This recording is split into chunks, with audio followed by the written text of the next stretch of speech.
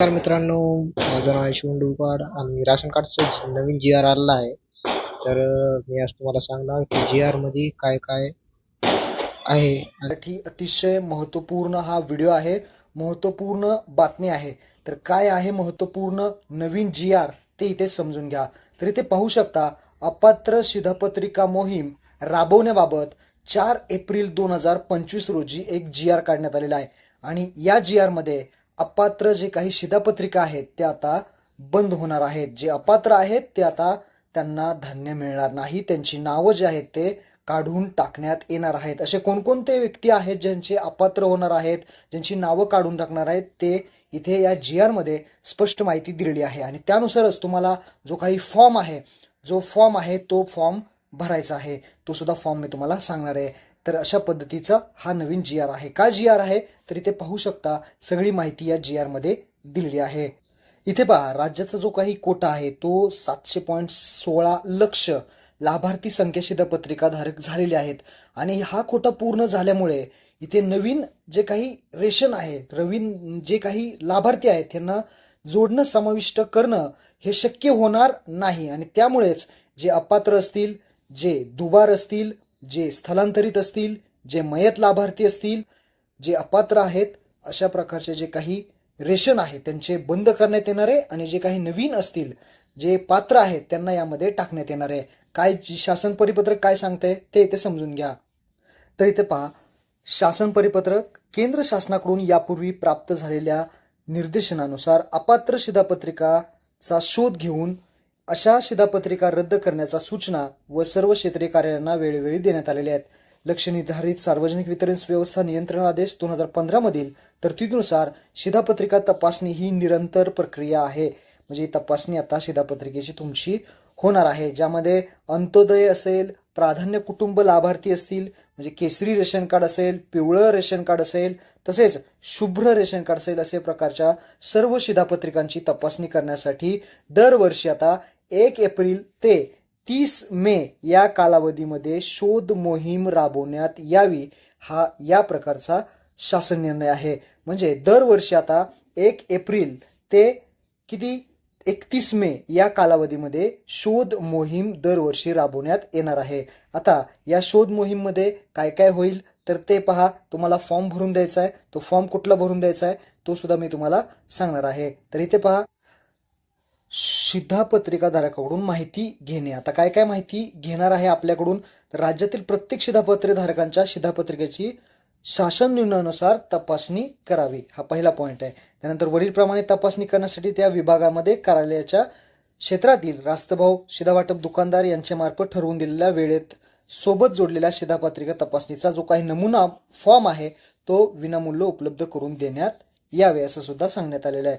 तो फॉर्म सुद्धा मी तुम्हाला देतो डिस्क्रिप्शनमध्ये. त्यानंतर रास्तभाव दुकानदार, अधिकृत शिधापत्रिका धारक दुकानदार यांनी संबंधित रास्त दुकानदार जोडल्या शिधापत्रिकाकडून माहिती भरलेले फॉर्म सोबत जोडण्याला हमीपत्रासह स्वीकृत करून स्वाक्षरी व दिनांकासह पोच देण्यात यावी. आपल्याला फॉर्म जो आहे तो भरून रेशन धान्य दुकानदाराकडे द्यायचा आहे आणि त्यांच्याकडून पोच घ्यायची आहे, ही गोष्ट लक्षात ठेवा. आणि सगळ्यात महत्वाचा हा चौथा पॉईंट आहे की जो फॉर्म भरून तुम्ही देणार आहे त्या फॉर्म सोबत लक्षात ठेवा शिधापत्रिका धारकांनी त्या भागात राहत असल्याचा एक पुरावा द्यायचा आहे. आणि या पुराव्यामध्ये तुम्ही या गोष्टी जो आहेत त्या देऊ शकता. आता काय काय देऊ शकता, तुम्ही जो फॉर्म भरून देणार आहे तो फॉर्म मी तुम्हाला देतो, त्या फॉर्म भरायचा आहे आणि त्या फॉर्म बरोबर एक पुरावा द्यायचा आहे ज्या ठिकाणी तुम्ही धान्य घेता त्या ठिकाणचा भाडेपावती असेल, निवासस्थानबद्दलचा पुरावा असेल, LPG जोडणी असेल, बँक पासबुक असेल, वीज देयक म्हणजे लाईट बिल असेल किंवा टेलिफोनचं बिल असेल, ड्रायव्हिंग लायसन, ओळखपत्र म्हणजे मतदान कार्ड, आधार कार्ड असेल इत्यादी प्रती घेता येतील. यापैकी जे काही एक असेल तुमच्याकडे कोणतंही एक तुम्ही पुरावा त्यासोबत जोडणं गरजेचं आहे, तरच तुमचं जे काही धान्य आहे ते चालू राहणार आहे. आणि हे आपल्याला लवकरात लवकर करायचं आहे, कारण वरील कार्यवाही 1 महिन्यात जे आहे ते व्हायची. 30 एप्रिल पर्यंत आपल्याला जो फॉर्म आहे तो लवकरात लवकर भरून हा दुकानदाराकडे द्यायचा आहे आणि त्यांच्याकडून पावती घ्यायची आहे.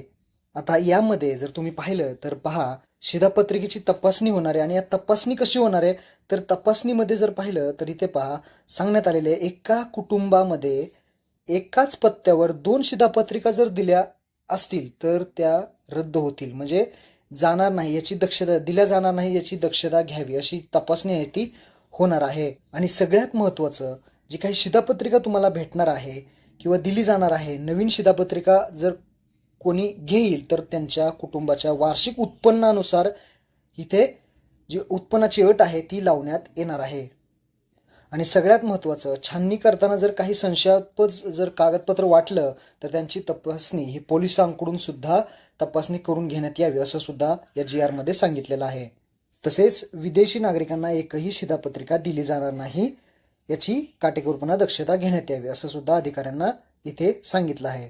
आणि सगळ्यात महत्त्वाचं इथे पहा, वरील प्रमाण शिधापत्रिका तपासणी करताना ज्या शासकीय निमशासकीय कार्यालय आहेत, खाजगी कंपनी कर्मचारी असतील, कामगार असतील, त्यांचे जे काही वार्षिक उत्पन्न आहे रुपये 1,00,000पेक्षा जास्त असेल तर अशा कर्मचाऱ्यांचे पिवळे केशरी रेशन कार्ड असेल ते तात्काळ अपात्र ठरवून रद्द करण्यात यावी. त्यांच्या उत्पन्नावर त्यांच्या अनुदान शिधापत्रिका देण्यात कारवाई करावी. सदर मोहिमे अंतर्गत शिधापत्रिका देताना गृहभेटी करणे अनिवार्य राहील.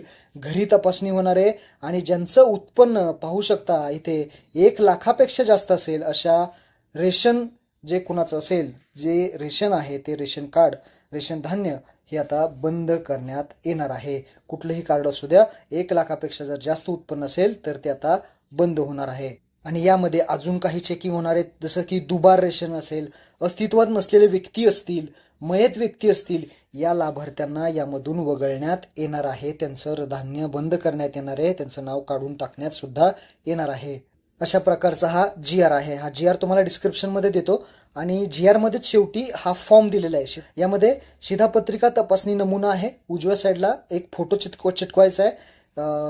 त्यानंतर शिधापत्रिका धारकाचे संपूर्ण नाव, आडनावाने सुरुवात करून इथे लिहायचे, आपला तालुका, जिल्हा, गावाचं नाव, वय किती, नागरिकत्व आपलं, व्यवसाय करता का नोकरी, व्यवसायाचा पत्ता, शिधापत्रिका वर्गवारी, कुठलं कार्ड आहे, पिवळे का केशरी आहे का पांढरं आहे, सगळ्यांसाठीच आहे. निवासी पत्ता, कुठे राहता, आवश्यक पुरावा तुम्हाला यासोबत जोडायचा आहे. त्यानंतर व्यक्तींची जी काही नावं आहेत ती इथे तुम्हाला टाकायची आहेत. ज्याच्यात नसेल बसेल तर तुम्ही खाली सुद्धा याच्यात इथे टाकू शकता. ही अशा प्रकारची जी काही माहिती आहे ती तुम्हाला इथे भरायची आहे. आणि शेवटी हे जे काही पोचपावती आहे, ही पोचपावती तुम्हाला घ्यायची आहे त्यांच्याकडून. ही पोचपावती ज्यामध्ये नाव असेल, शिधापत्रिकेचा नंबर असेल आणि कुठला पुरावा जोडलाय त्यांच्याकडून पोचपावती तुम्हाला घ्यायची आहे. जे रेशन धान्य दुकानदार असतील त्यांच्याकडून पोचपावती घ्यायची आहे. तर अशा प्रकारे हे महत्त्वपूर्ण हा व्हिडिओ होता. आपल्या मित्रांना सर्व शेअर करायला लवकर विसरू नका. धन्यवाद. जय हिंद, जय महाराष्ट्र.